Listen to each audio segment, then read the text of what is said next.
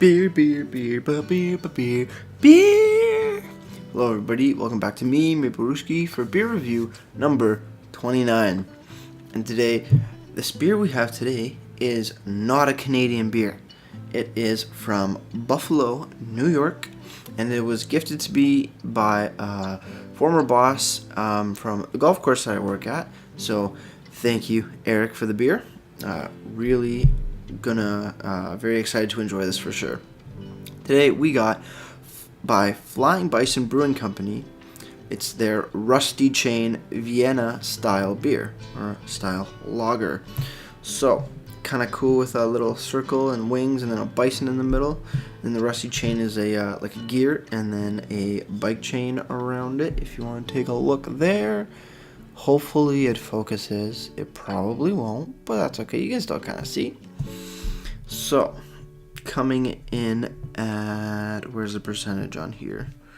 Where's the percentage? It has to say percentage, right? Of alcohol in here? I can't find it. That's really weird. Can I find it up in the top rim? Well, that's interesting. Doesn't say a percentage on the bottle. Or maybe I'm just really blind. Who knows? Let's stop dilly-dallying. Let's get right into it. Let's crack her open. Beauty. And let's pour into our Canadian Lake Bay style tube glass.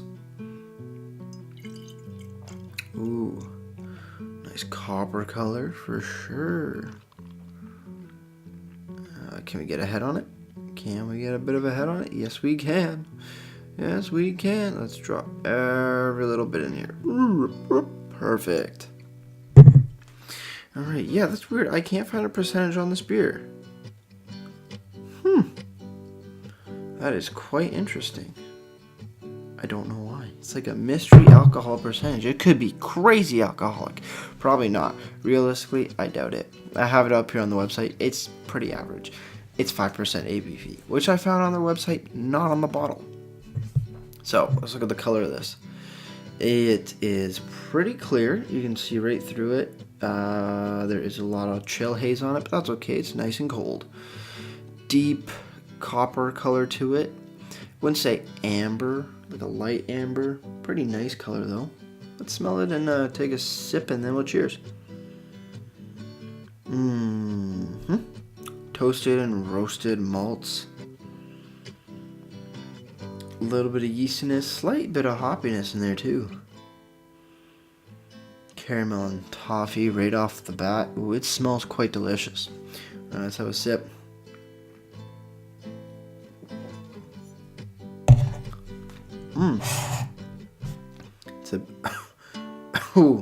It's a bit more hoppier in the sip. And it has a big bold flavor with a weird kind of aftertaste. Alright, let's cheers now before I take another sip, before I jump the gun. Cheers, everyone.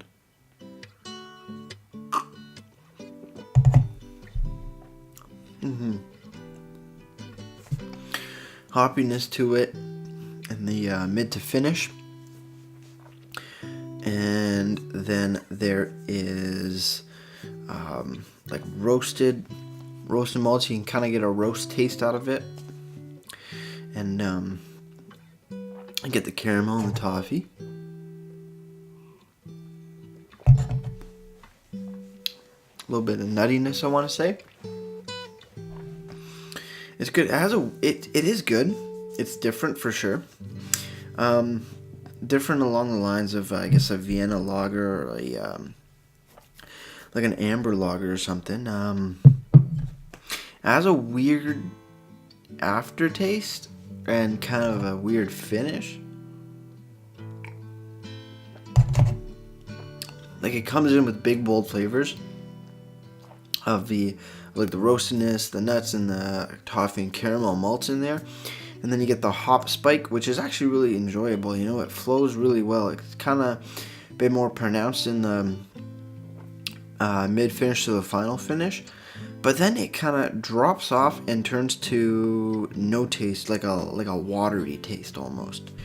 It's weird. It's a weird finish. It's a really delicious beer for sure because you get all the you get the different flavors between regular like a amber lager or what I would call a copper lager because it is copper in color, and then the Vienna.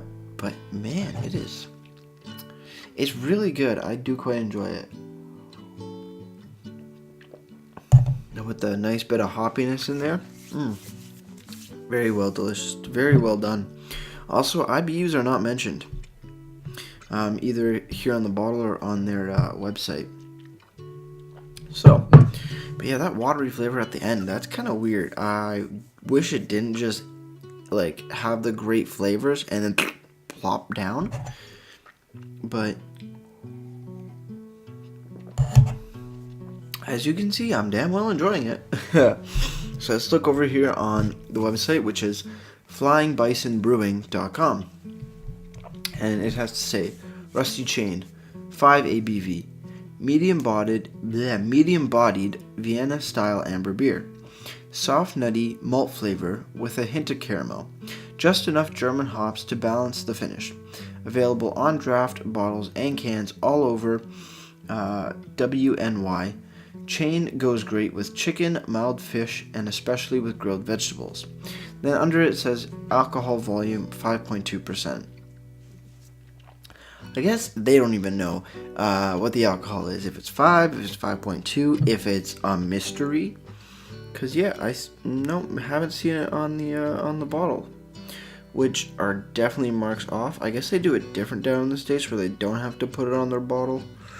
Who the hell knows?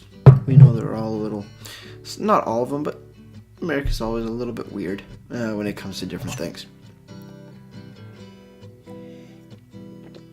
But the smell is amazing. It tastes great. Those hops just really add a nice bit of characteristic to the beer and a bit character to the style, and it kind of changes the style up a little bit. So looking over here on Beer Advocate, the BA score is a 78 out of 100, which on here is okay, but I want to say that's a fairly decent rating for sure. And looking for a review here, somebody has it here. They had this on the latter of 2016.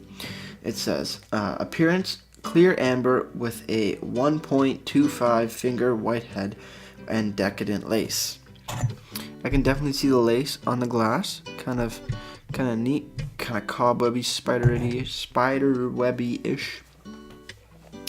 Smell: very little aroma, a touch of malt sweetness. Maybe it just has a bad nose because I'm getting a lot of smells off it, and it smells damn delicious. Taste: sourdough bread, light caramel, mineral, nuts, somewhat Arabic bitterness in the finish.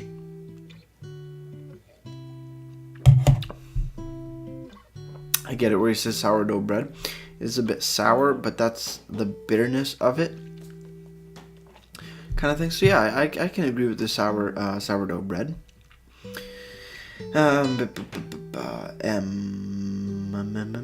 don't know what M stands for. I always forget, but that's okay. Light, medium body, and medium carbonation. Oh, M is mouthfeel. Yeah, I'd agree with that too. It is with a light, medium body because it starts off light, and then the flavors come in, and that's where it gets up to a medium carbonation. I want to say, yeah, it's about medium carbonation or effervescence is the bubbliness that you can feel in the beer in your mouth. Overall, had this side by side with a Youngling Amber Lager and preferred the Youngling. This has more bitterness but is harsher. Not a bad brew by any means, just not something I'd seek out regularly. Overall, I like his review. I think it touches on some quick points about the beer. Give it a 3.01 out of 5. I don't know why he put up his 0.01, just put it a 3, right? But to each their own. It is a damn good beer. Like I said, I haven't had it before. Can you find this in the LCBO? LCBO? Hell no. This is an American beer, and it's very hard to find some American beers other than like Coors Light, Coors Banquet, Miller, whatever the hell you want to buy that's just regular. But as far as craft beer goes, it's pretty hard to find an American-made beer in the LCBO, which I really hope can change in the future, because craft beer is an amazing thing. There's a shit ton of craft beer in Canada and in Ontario that are amazing. I want the LCBO to bring more, not just from Canada, but from America and beyond. But with that said, damn. It is good. It's easy drinking for sure. Compared to, I guess, regular beer like a Canadian or a Bud or a Miller or whatever else, it's definitely got a shit ton more flavor, but it's not so, different in a beer style that somebody who doesn't drink craft beer can't pick this up and actually enjoy quite a bit if you're ever down in the Buffalo area. Also, I think it's Buffalo and Utica, New York. So that's kind of cool. This brewery opened back up in 2014, so it's fairly brand new too. For it being this new, they can put out a really good beer. I do enjoy it quite a damn bit. So what we didn't do, and what I should have done before, was read the bottle. I know they have the big label here and nothing around here, but on the top tape, they do have a bit of a description. It says, Rusty Chain is a crisp amber beer. We use a selection of European malts and 3 different hops to achieve its unique taste. The Chain is smooth enough to enjoy as a session beer after a great bike ride, and is flavorful enough to enjoy with your favorite foods. Cheers to traveling on 2 wheels. I like that. That actually gives a decent description of it. I get the 3 different hops in it. Definitely makes you understand where the bitterness is coming from. I wish I could find out what kind of hops, because it does say they are German hops. So that would be nice to know. Also in the malts category, if they could tell what malts and hops were actually put into the beer, that's always a kind of fun knowledge to know for sure. But yeah, no, it's damn good. If there was, like, if it was available in the LCBO or the beer store regularly or at all kind of thing, I would definitely pick up another few to enjoy on a nice hot summer day. It has bigger, bolder flavors for the style, but it is still damn good, and it would definitely cool you down after a hot summer's day. With that said, I think you could enjoy this on any kind of day, any kind of season. It's great just with the flavors and everything else in this beer. It is it's perfect.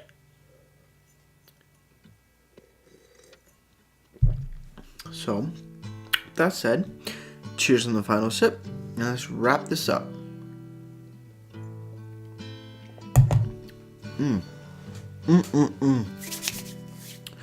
Overall, for the beer itself and how it tastes and all that jazz, man, I gotta give it a solid. For the style, especially how it kind of differs a bit, I gotta give it a solid 8 out of 10. It is damn delicious for sure. It has a lot of flavors. I like the toffee and the caramel malts I'm picking up. I like how the guy in the review mentioned the sourdough notes, which I can definitely pick up a bit and kind of see where his taste buds are taking him, which is really amazing. The finish, though, is that's where it gets me, where it kind of has all the great flavors of the toasted malts and the toasted and roasted malts with the caramel and the toffee and then the hops and the bitterness of that. But then it plummets and it has that watery, weird, like really final finish. That's where it gets me. I wish they could flow it out and maybe instead of just a straight drop off, that it kind of eased down a bit. But that's okay. It is still a damn good beer.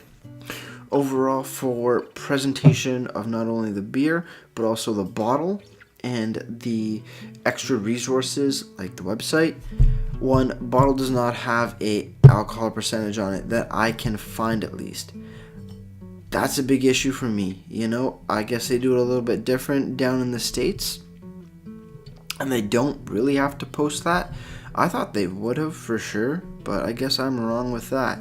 But that's always a big thing. People like to know how much alcohol they're taking in at a time, especially if you have 6 beers and you want to drink them all. You don't know how crazy they're going to be, but that's alright. And also with the IBUs, that's more of a personal preference. I like to see, especially with craft beer, how bitter it's going to be, because some beers can be in very low alcohol percentage but have a higher IBU, and vice versa. Lower IBU but a very high percentage of alcohol. That's just a personal thing. So overall, with the presentation of this and the extra resources like the website, I gotta give it a 7 out of 10. But with all that said, it is a damn good beer. I want to enjoy more, and thankfully, Eric has definitely helped me out with getting me 2 bottles of this. So thanks again, Eric, for the amazing beer, and I hope everything goes well and you can try some beautiful craft beers out here in Ontario. So with that said, that'll do it for me, Maple Brewski, and like I always say, crack a beer and enjoy. Cheers.